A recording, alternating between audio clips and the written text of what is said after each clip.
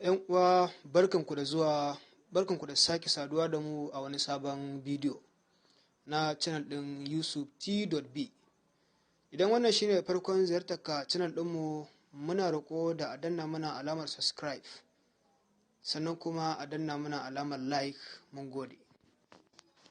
A tutorial namu na yau za mu yi bayani ne akan yadda ake titration, sannan kuma ake nemo average theta value.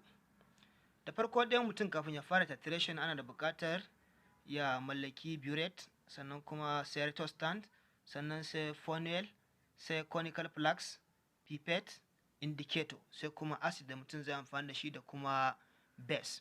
Wannan shine da farko mutum zai fara cire table kamar haka.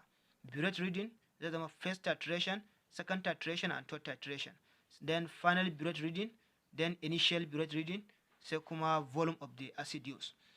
Da farko bacin an riga mutum ya samu retostant, zai ɗaure burette a jikin retostant.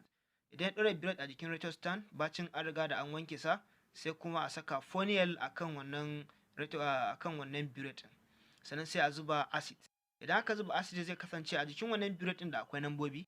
Wannan lambobin za a zuba acid a tabbatar ya dakata ko ya tsaya a saman 0.00.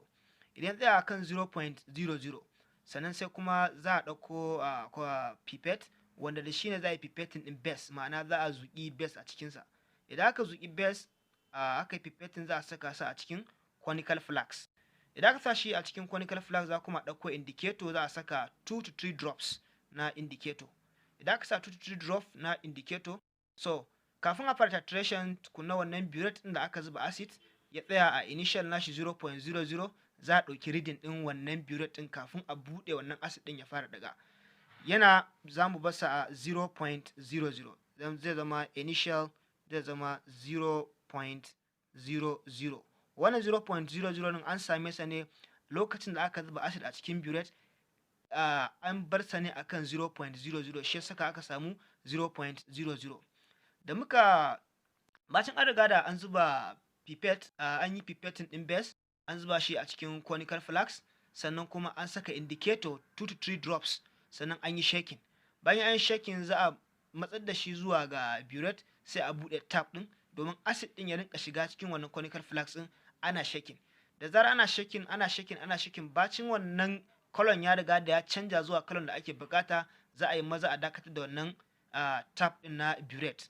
Idan aka dakatar, sai a ƙara duba jikin burette domin a ga wannan acid ɗin a iya ina ya tsaya. Misali za mu ɗauki namu ya tsaya akan 10.00. Misali mu ya tsaya akan 10.00. So daga nan za a zubar da wannan titration da aka yi na farko. Wannan burette ɗin kuma za a ƙara ɗora funnel, a sake ƙara mar acid domin za a yi titration na biyu. Idan aka sake saka funnel a kai, aka ƙara acid, ya ƙara tsaya still akan 0.00. Still initial nasa za mu sake ɗaukansa akan 0.00. Bacin an ɗauki initial nasa akan 0.00, an sake pipetting na base, ma'ana an riga an zuƙi base da pipette, an riga kuma an yi placing nasa a cikin, ma'ana an zuba a cikin conical flask, sannan kuma an saka indicator 2 to 3 drops, sai a yi shaking. Bacin an riga da an yi shaking, sai a ƙara matso da shi jikin burette, a sake buɗe tap ɗin. Idan aka buɗe tap, sannan acid ɗin iya ɗiga cikin wannan conical flask ɗin, ana shaking, ana zuba, yana ɗiga, ana shaking. Da zaran ya riga ya sake canjawa, sai a sake kashe wannan tap ɗin, sai a sake duba reading ɗin wannan burette ɗin, wannan acid ɗin a iya ina ya canja. Maybe za mu sake ɗaukansa akan 10.02. Misali a nan na biyun ya sake canjawa, followed by titration na uku, shi ma za a iya sake zuba wannan acid ɗin a cikin, za a ƙara saka funnel akan burette, sai kuma a sake zuba acid, ya sake tsayawa akan 0.00. Initial nasa a sake ɗaukan 0.00. Shi ma bacin an riga da an yi pipetting na wannan base ɗin, an saka sa a cikin conical flask, sannan kuma an saka indicator 2 to 3 drops, sannan sai a shaking, sai a sake matsar da shi jikin burette. Nan ma in aka buɗe tap ɗin kaɗan, yana ɗiga, ana shaking, yana ɗiga, ana shaking. Da zaran ya canja, za a sake kashe wannan tap ɗin.